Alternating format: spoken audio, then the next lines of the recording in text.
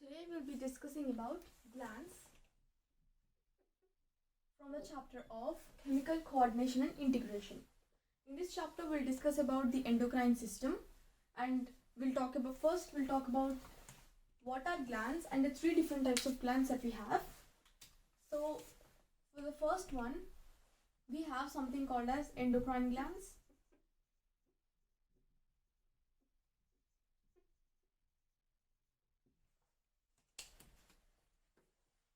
And then we have exocrine glands.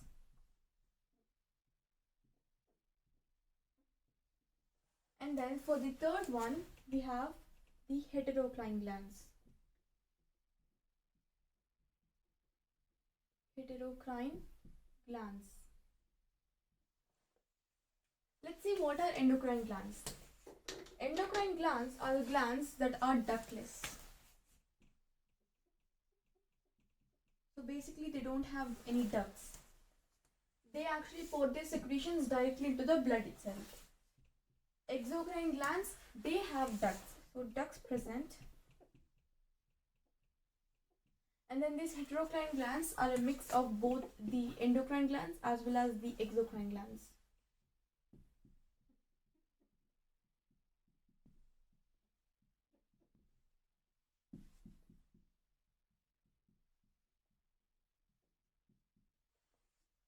So in this chapter we'll discuss about the endocrine glands that are ductless.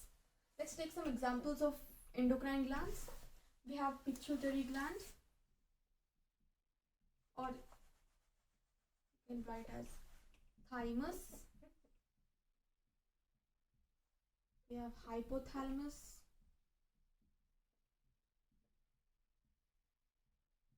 We have adrenal glands, pituitary, etc. There are loads of them, but here we'll be talking about, here we just took some examples, that is thymus, hypothalamus, adrenal glands, and there are also like the thyroid gland and all that things, pituitary as well. The exocrine glands, here the ducts are present. Here we can take examples as liver. So for the liver we have the bile duct and the salivary glands. The salivary glands, these we know that there are parotid, submandibular and sublingual glands.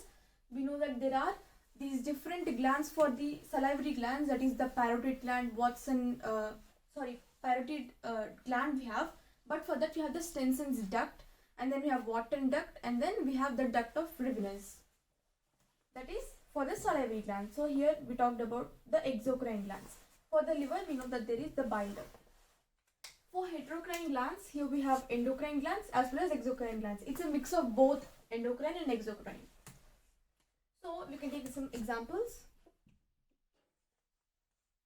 Pancreas. In pancreas, the endocrine part is called as islets of Langerhans, and the exocrine part is known as acinal cells. So acinal or acinal cells. So there are two here we can talk about. Islets of Langerhans, and we also have acinal cells. The islets of Langerhans are actually the endocrine part which we'll be discussing, and the acinal cells or acinal cells, these are the exocrine part. That means this part has the ducts. We can also take other examples. We can take examples as testes and ovaries.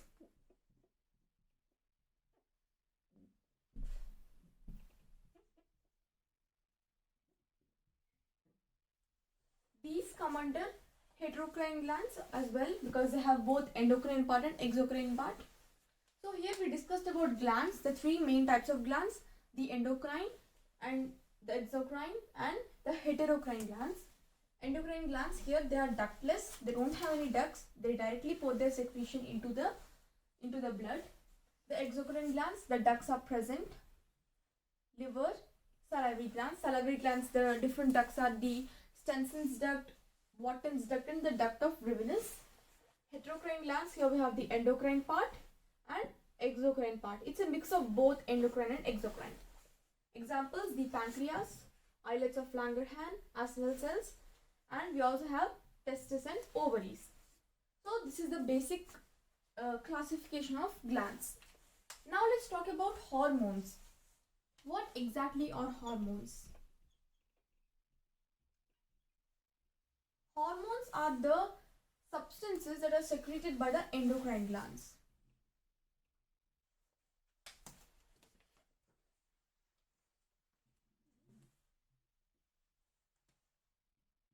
They are secreted by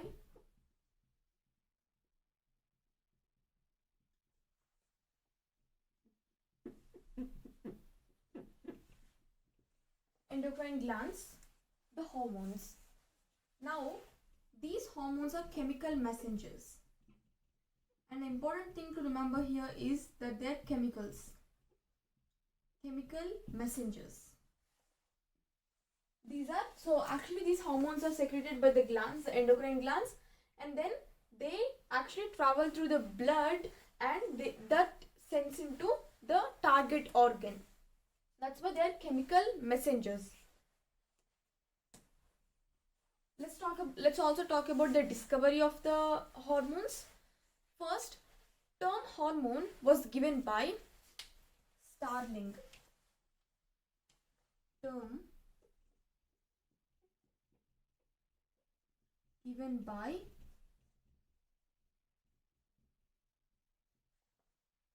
Starling. So the term was given by Starling. So the term hormone was given by Starling. Now another thing, the first hormone which is discovered was called secretin.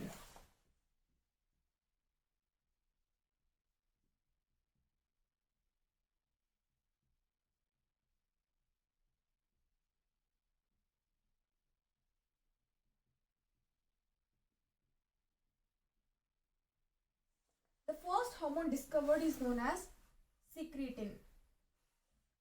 Now, this secretin was actually first discovered by two scientists. They are Bayliss and Starling. And it was the same Starling who gave the term hormone. So, this Starling and this Starling is the same. And Bayliss and Starling, they both discovered secretin, which was the first hormone which is discovered. Now, some more things about hormones. The first hormone which is isolated is known as insulin. First hormone. So here this is the first hormone discovered. The first hormone isolated is what we call as insulin.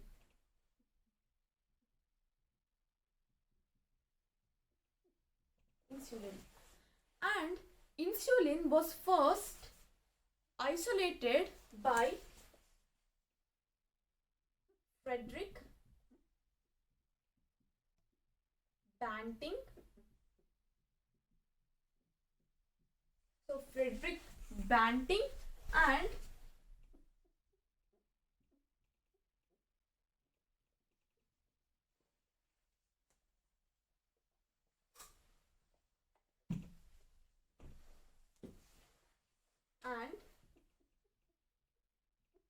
MacLeod.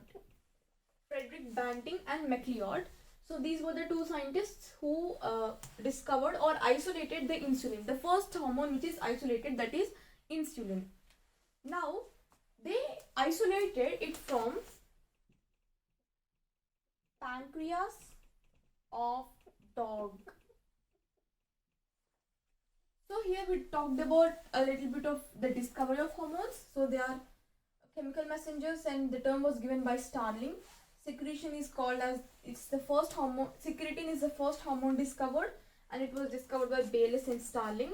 And the first hormone isolated is the insulin. And it was first isolated by these two scientists, Frederick Banting and MacLeod, from the pancreas of dog.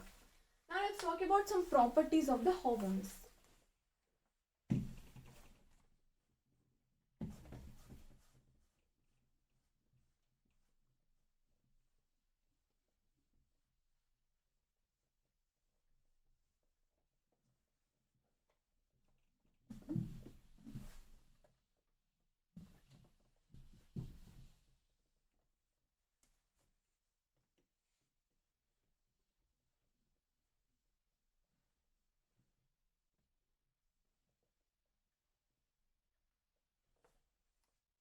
Now let's learn about the properties of hormones.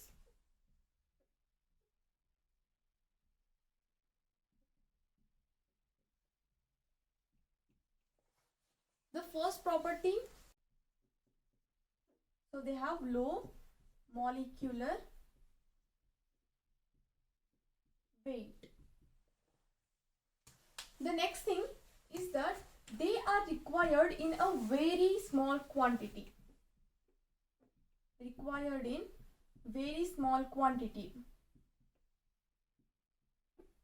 or they're used up in a very small quantity. Just some of these hormones are only secreted, not too much of that, only in a very small quantity they are required, or they are released from the endocrine glands.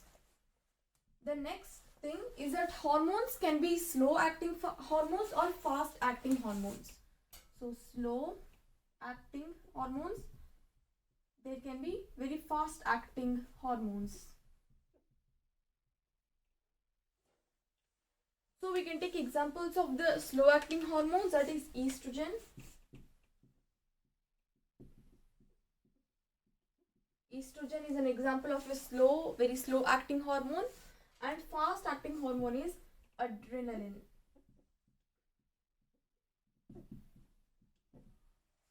So this is how we can classify the hormones on the basis of how they act. Slow acting hormones are, example is an estrogen, fast acting is adrenaline. Now, the hormones, they are released in blood. First, when we talked about the definition of hormones, that is, hormones are the substances, chemical messengers that are actually released by endocrine glands. And we know that endocrine glands don't have any ducts.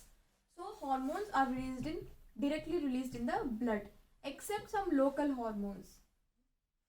So except local hormones, these normal hormones are released in the blood itself. So these are some properties of hormones. So in this video we discussed about glands, the three types of glands, that is endocrine, exocrine and heterocrine. And then we talked about a little bit of discovery of hormones, that is, we know that first hormone was discovered is secretin by Bayliss and Starling, and the term hormone was also given by Starling, and the first isolated hormone is insulin, and it was first isolated by Fredericks Banting and MacLeod from the pancreas of the dog. Now we looked at the properties of the hormones, that is, they are low molecular weight, required in very small quantity, and they're slow acting. Example is estrogen. Some are fast acting, that is adrenaline, and they're released in the blood. So here we discussed about the glands, the three types of glands. We talked about the discovery of the hormones, a little bit about discovery, and then we talked about the properties of hormones as well.